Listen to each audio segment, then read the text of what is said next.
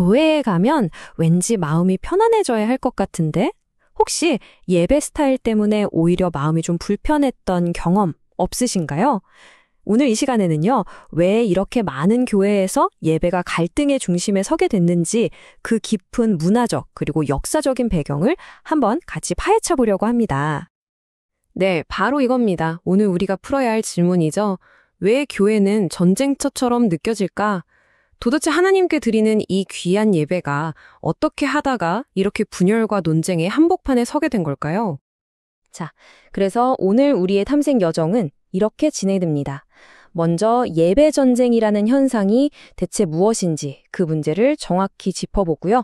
그리고 두 가지 아주 결정적인 단서를 추적해 볼 거예요. 그 다음엔 이 모든 걸 꿰뚫는 더 깊은 원리를 발견하고 마지막으로 모두가 고개를 끄덕일 만한 해결책까지 찾아보겠습니다. 자, 그럼 시작해 볼까요?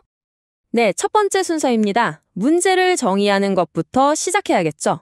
바로 예배 전쟁, 전통과 현대 사이 그 팽팽한 긴장감의 정체는 과연 뭘까요? 보통 예배 전쟁이라고 하면 딱 이 두 모습이 떠오르죠. 한쪽에서는 오르간 소리와 찬송가의 장엄함 속에서 유구한 역사와 전통을 느끼고 싶어하고 다른 한쪽에서는 드럼 비트와 커다란 스크린을 통해 바로 지금 우리 시대의 언어로 하나님을 생생하게 만나고 싶어합니다.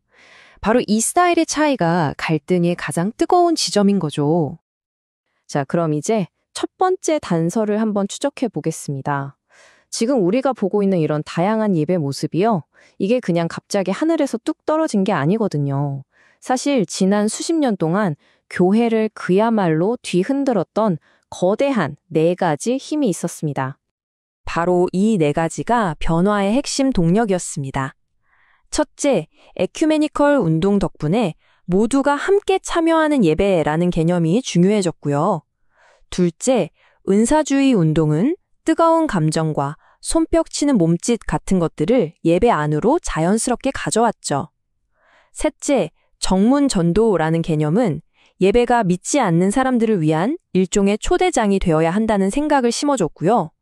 마지막으로 문화적 다양성이 커지면서 전 세계의 다양한 음악과 기도를 우리 교회 안에서 나눌 수 있게 된 겁니다. 이 모든 게 합쳐져서 지금의 복잡하고 다채로운 예배 풍경이 만들어진 거죠. 두 번째 단서는요, 훨씬 더 교묘하면서 강력합니다. 우리도 모르는 사이에 예배에 대한 우리의 생각과 기대를 송두리째 바꾸고 있는 소비자 문화라는 보이지 않는 힘에 대한 이야기입니다. 첫 번째 특징은 적응입니다. 옛날에는 장로교회, 감리교회, 성결교회, 저마다 고유의 맛과 색깔이 아주 뚜렷했잖아요. 그런데 교회가 점점 사회 주류 문화와 비슷해지면서 마치 어느 동네를 가나 커피숍 메뉴가 다 비슷해지듯이 교단만의 독특한 전통이나 예배 스타일의 차이가 점점 희미해지고 있습니다. 두 번째는요, 우리가 마치 교회 쇼핑을 하게 됐다는 점이에요. 쇼핑몰에서 내 취향에 딱 맞는 옷을 고르듯이 나에게 맞는 예배 시간, 내가 좋아하는 찬양 스타일, 우리 아이에게 필요한 프로그램을 찾아서 교회를 선택하는 경향이 생긴 거죠. 교회가 영적인 안식처를 넘어서 나의 필요를 채워주는 하나의 서비스 공간처럼 여겨지게 된 겁니다. 이 말을 한번 보세요. 정말 충격적이지 않나요? 한 유명 목회자가 자신의 교회를 예수님을 위한 쇼핑센터라고 불렀다니요. 교인과 구도자를 일종의 소비자로 보는 이 관점이 얼마나 강력하게 교회를 바꾸어 놓았는지 아주 단적으로 보여주는 말입니다. 세 번째 특징은 새로움에 대한 집착입니다.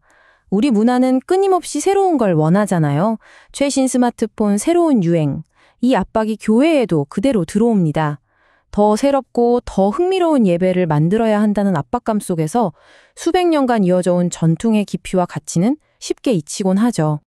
C.S. 루이스의 이 통찰은 정말 뼈아픕니다.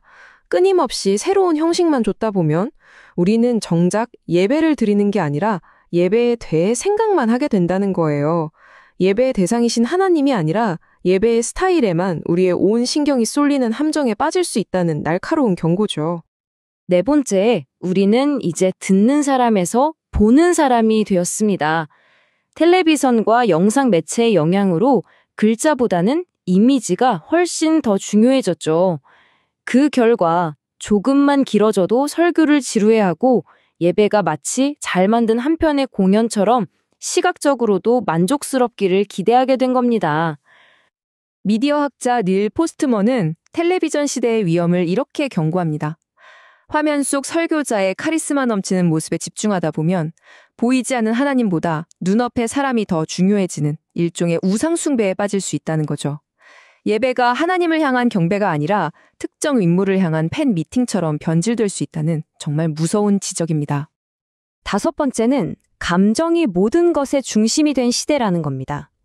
내가 어떻게 느끼는가가 진실의 척도가 되어버렸죠. 이 치려적 문화는 예배에도 스며들어서 이 예배가 과연 진리인가? 라는 질문보다 이 예배가 나에게 감동을 주는가, 내 기분을 좋게 만드는가를 더 중요한 기준으로 삼게 만듭니다.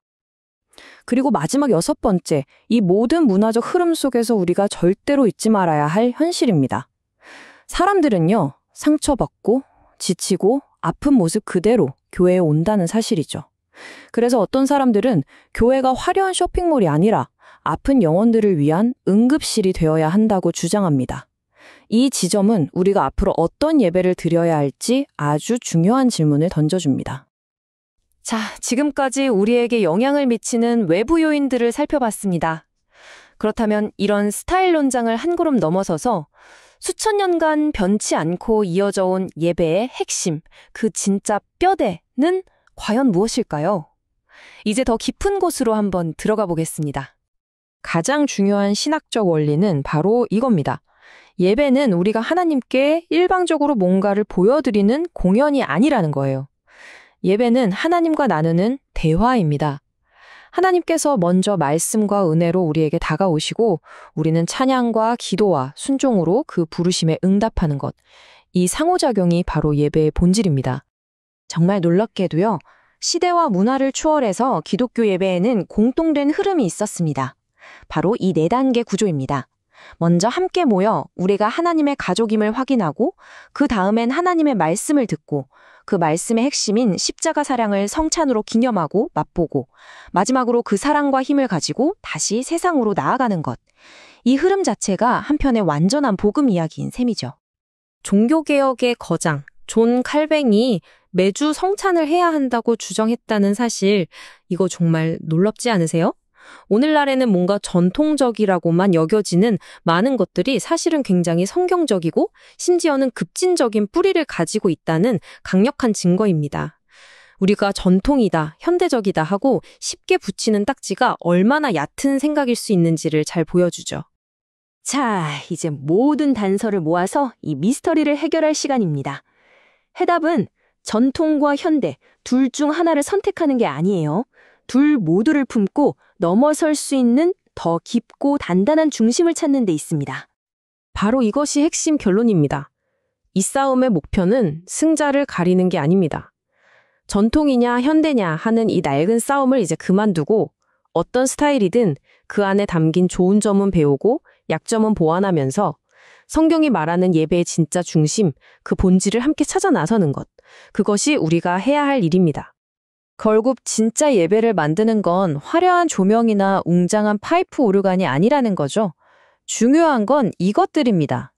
첫째, 우리의 주일 예배와 월요일의 삶이 일치하는가. 둘째, 예배를 통해 우리가 한 믿음으로 끈끈하게 연결되는가. 셋째, 과거의 지혜를 존중하면서도 미래를 향해 열려 있는가. 그리고 마지막으로 이 예배가 결국 우리를 세상 속 섬김으로 이끄는가. 바로 이 4가지가 핵심입니다. 그래서 마지막으로 여러분께 이 질문을 남기면서 마무리하려고 합니다. 이렇게 빠르게 변하는 세상 속에서 여러분의 예배를, 우리 교회의 예배를 정말로 진정성 있게 만드는 것은 과연 무엇일까요? 오늘 함께 나눈 이야기들이 여러분 각자의 자리에서 그 답을 찾아가는데 작은 등불이 될 수 있기를 바랍니다.